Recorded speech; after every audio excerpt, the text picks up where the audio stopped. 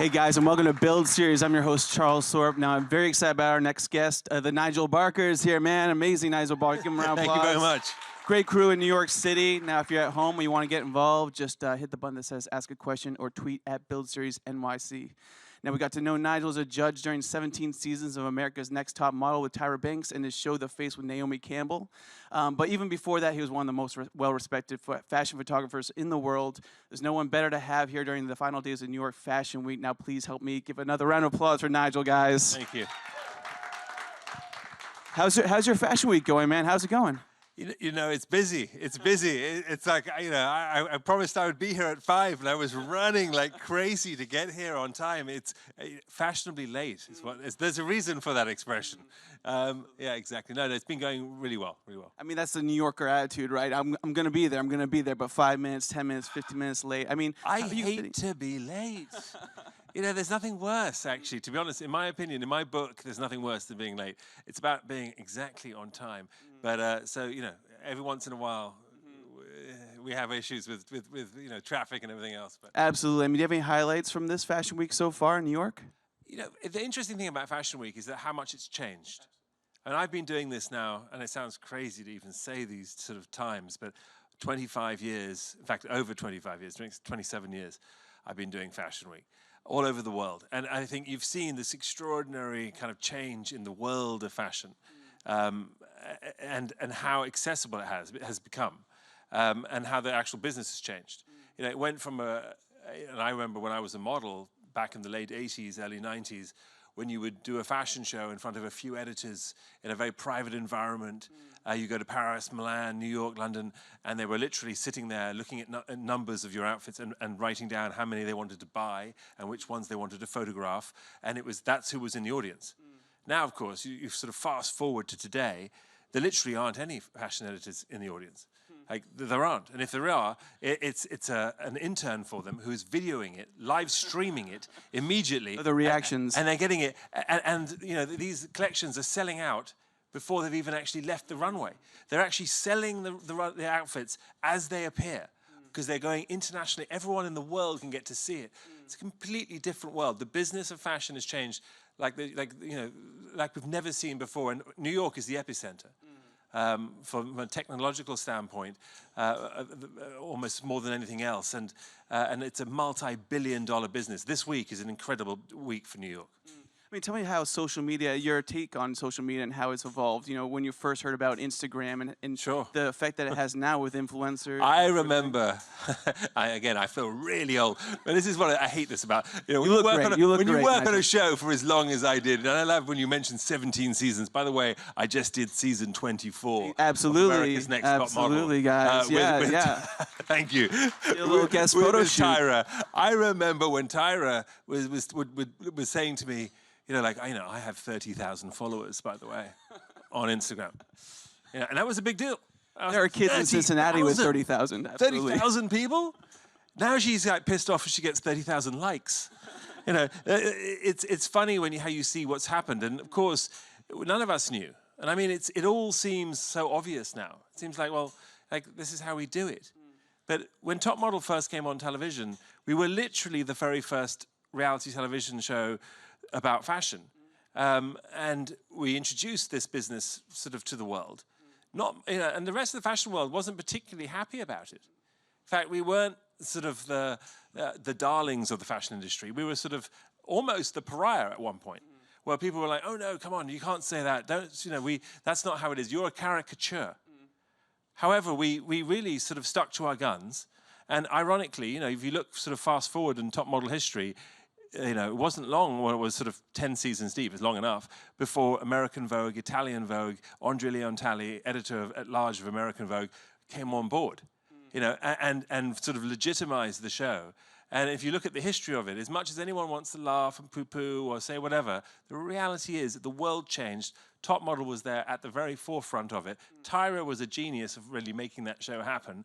And 24 seasons deep, 3 different channels in, you can't get rid of us, people can't get enough of it, and social media is now playing a huge part where we're getting models like, you know, Kendall Jenner and Gigi Hadid and everyone else picked by you. Not by fashion editors necessarily, Much more democratic these days, absolutely. not by fashion photographers, not by fashion designers. Those are the ones who used to pick supermodels. They would say, "You're my muse, I love you." Now it's the public saying, "I'm going to like this picture. I like who you are. I like what you represent." And all of a sudden, 8 million followers later, the fashion industry says, "Okay, well, actually, we're going to put Kanye West and Kim Kardashian on the cover of Vogue." That would have never happened before, absolutely. Hey, you know what? The reality is, you're either in Vogue or you aren't. And it's not to do with Anna Wintour, funnily enough, despite how much she may perhaps wish that she was in control of all those things, I mean, tell me what your sort of perspective on the show when you first heard about it was. I mean, they introduced you as noted fashion photographer Nigel Barker, and that's how you sort of were that phrase entered has into come that. to haunt me. Exactly. People scream that out in the street as you're walking by. Yeah, occasionally. And I'm like, yeah, I'm happy with just Nigel. Listen, one can be irritated by things in life, but I haven't got time for any of that. I'm very lucky, I'm very honored, I'm very privileged to have had the career I've had. I certainly thoroughly enjoy every aspect of it, incredibly passionate about the business. It's been a crazy ride. I didn't have any idea, none of us did. We got involved with a show that was a small cult show on a network that doesn't exist anymore called UPN. Who remembers UPN? Okay, right? We got it. Yeah. Then turned to WB, and then turned again to TW, and then blah blah blah. And now it's on VH1. I mean, but it was one of those things where, I remember watching the very first season, and when I saw the ratings, it was it didn't done well, but not done really well. But it was a sort of cult sort of hit. Everyone in the business secretly loved it, and then the show just became a juggernaut, where at one point we had over 100 million people watching the show worldwide, and we were actually a bigger television export than Sesame Street or Baywatch. We're playing 157 countries around the world. So it really did have a very huge sort of cultural effect on opening up the floodgates of the fashion industry to the world at large. And I think that was a very exciting time to be a part of a show like that and a part of pop culture. I mean, what were your thoughts, though, going in when you first heard about it? I mean, obviously, you were someone who was already on the inside. You would, walk for Karl Lagerfeld and these, great names. I mean, I had as a model done those things, and I had started my sort of fledgling career as a photographer, and I'd done pretty well. I had done a bunch of different stories and great things, some covers and what have you. And, it's funny, at the time when I got the ask to sort of join Top Model and to become a sort of permanent judge, and it sounds really weird because when you see the success of it now, it seems like, well, obviously you made the right decision, but it was a risk. And you would think, well, so how is it a risk? I'll tell you how it was a risk, because the fashion industry frowned upon something as commercial as primetime television. The fashion industry was like, well, that's not really exclusive. That's not really cool. That's not chic.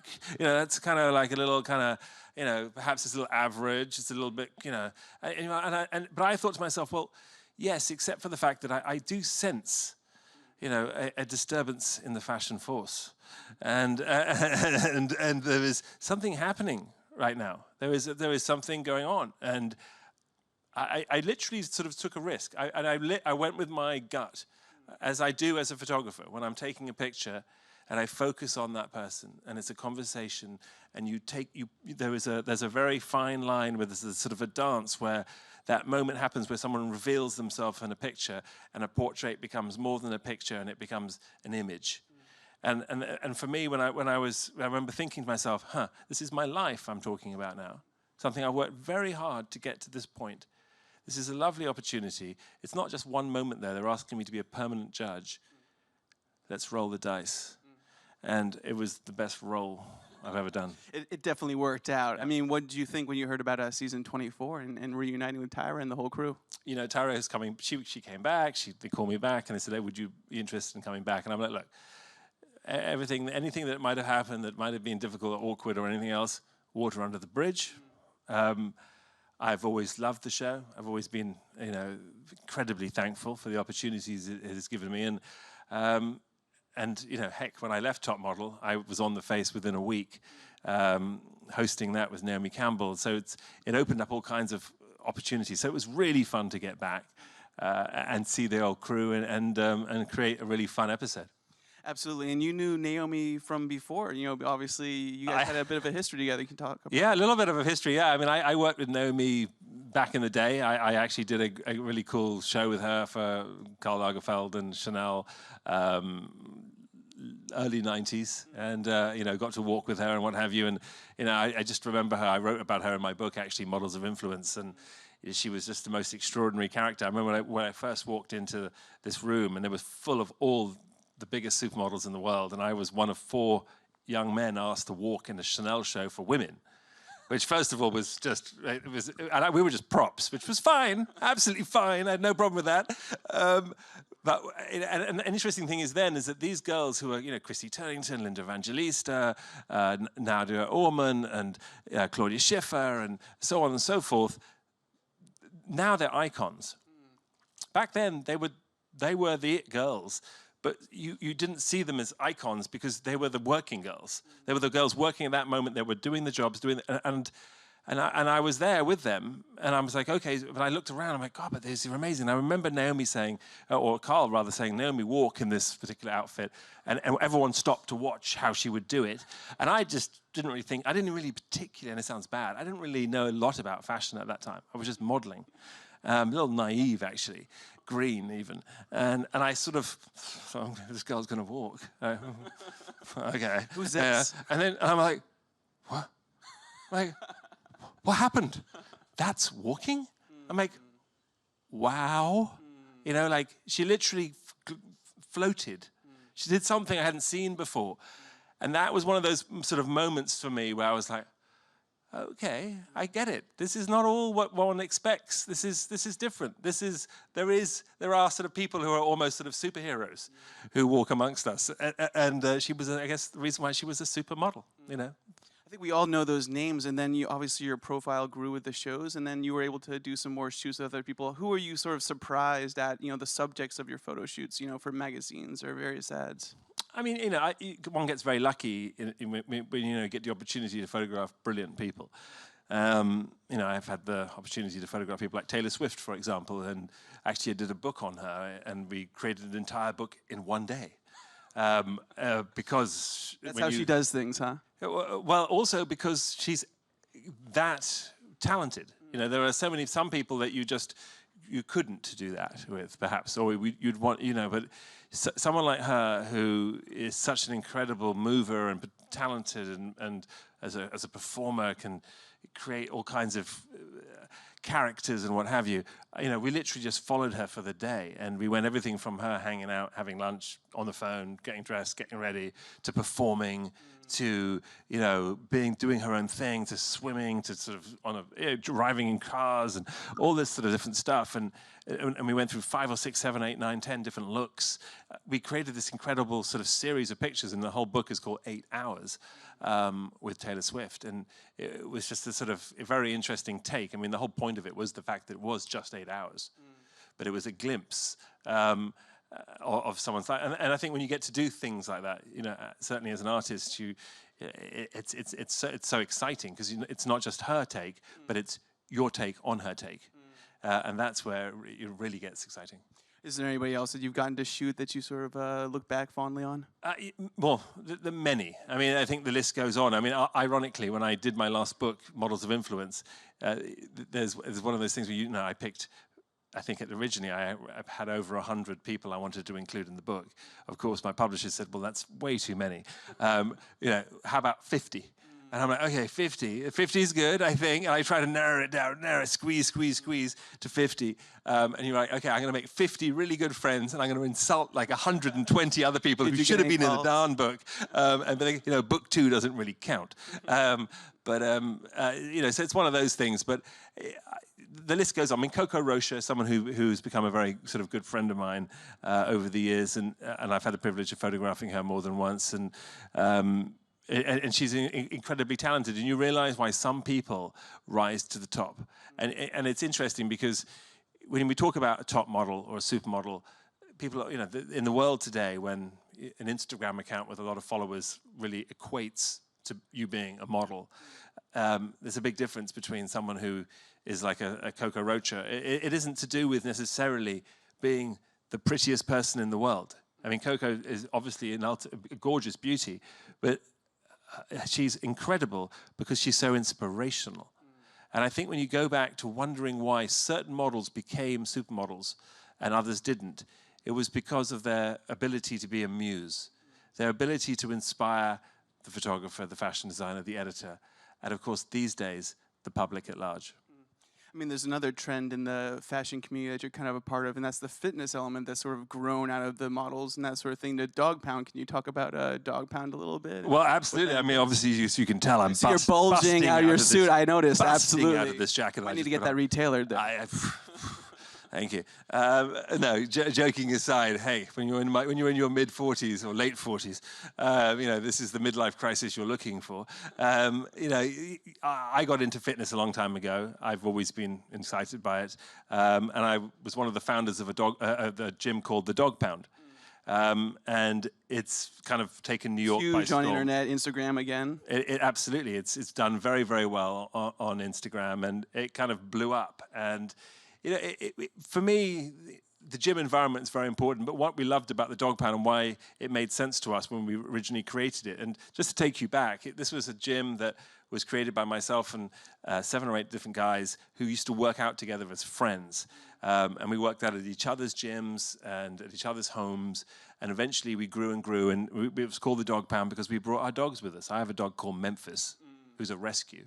And I would bring him, and I would just, you know, tie his leash up, and the other dogs, and they would play, and we would work out, and then I would go home. And this is before, and so we called it the Dog Pound. It's not some kind of Snoop Dogg reference or anything. It was just simply that's what it was. And we outgrew because people kept wanting to join us, and we finally said, hey, why don't we just make our own gym? And we built one. It's in Soho. It's at 1 Renwick Street in Soho.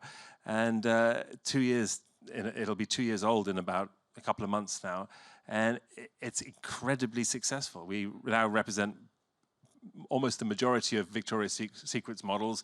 We have, you know, people like Taylor Swift working out there, and incredible, you know, individuals who call Dog Pound a home when they come to New York and work out. And it's because it isn't a workout. We talk about it as sort of fun and games. And Ashley Graham is one of our, you know, great models as well.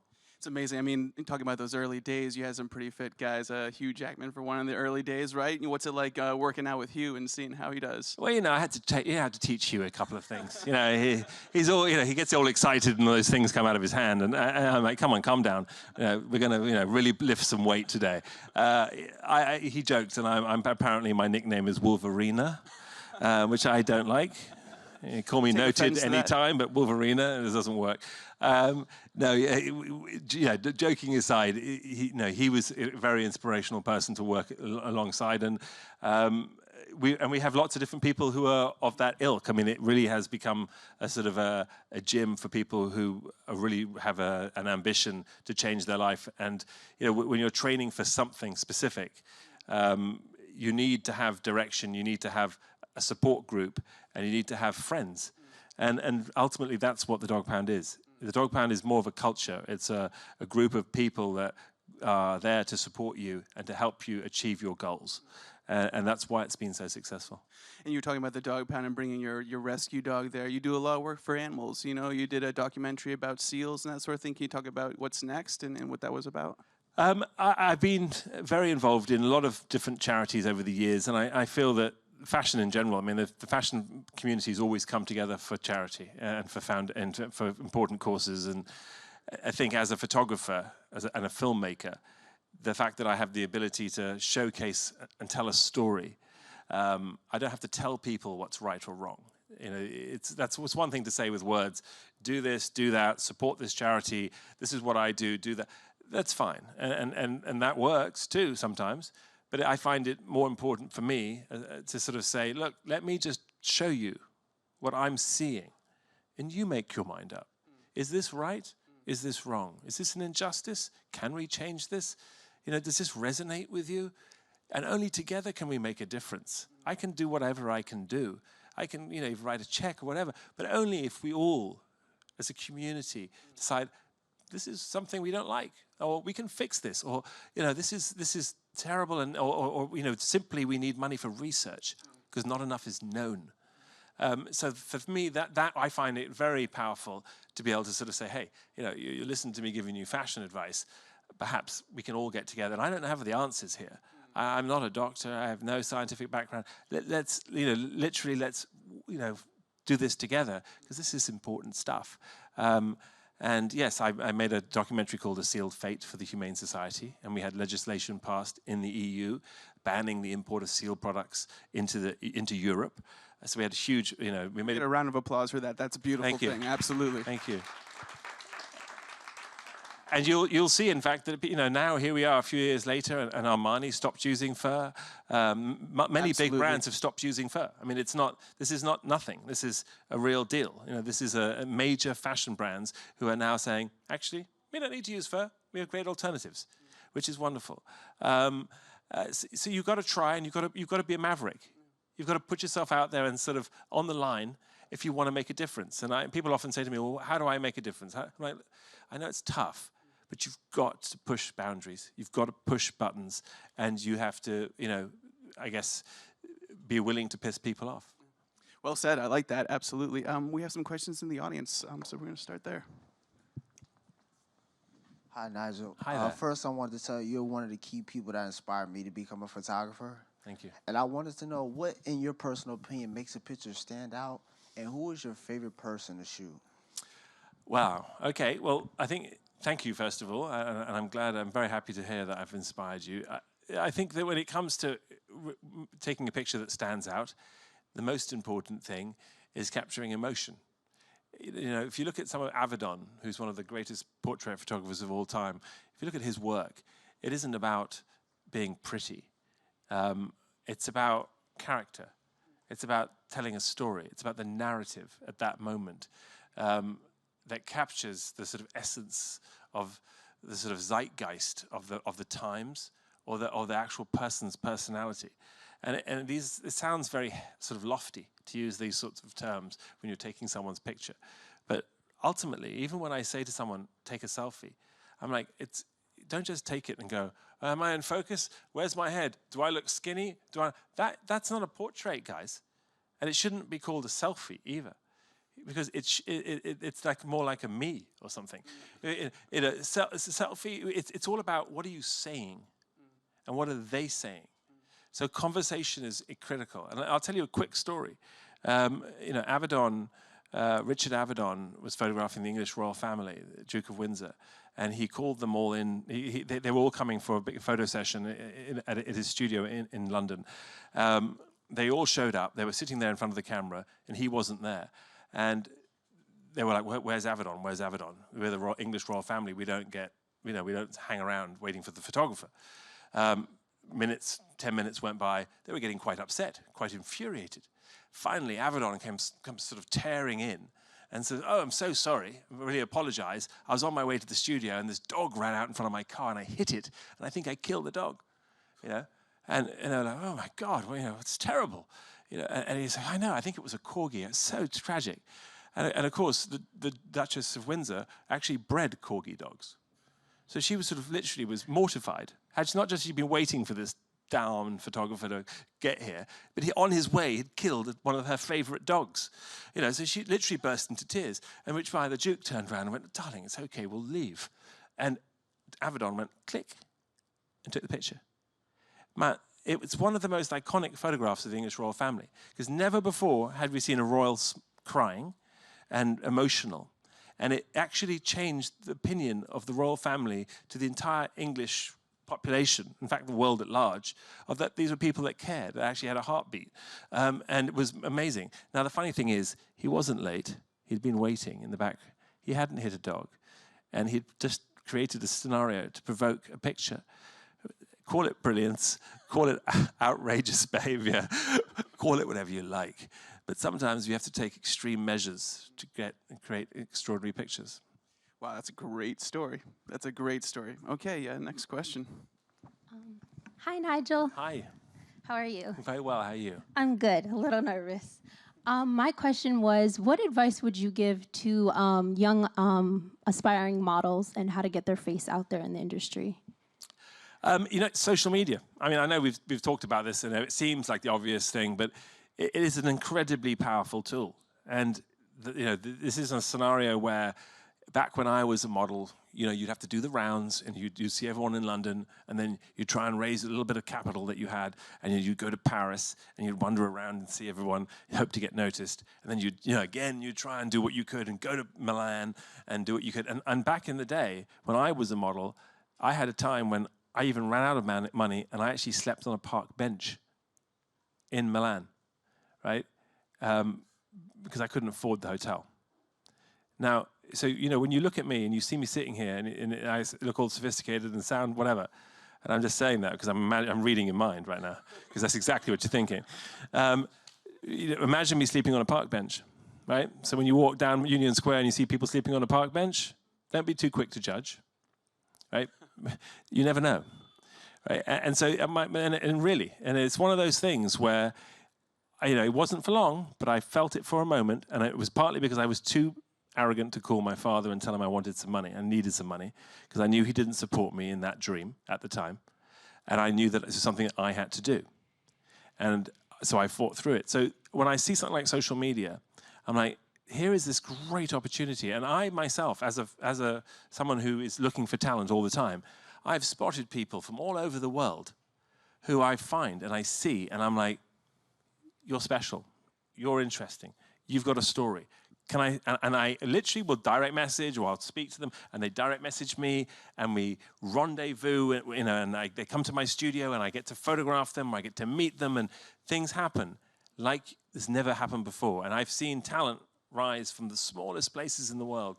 So it's a very exciting time. It's also, there's a lot of people involved in the industry today, so the competition has risen, the opportunities have risen, it's all happening together, but you just have to go out there and don't think that it's about having to be perfect.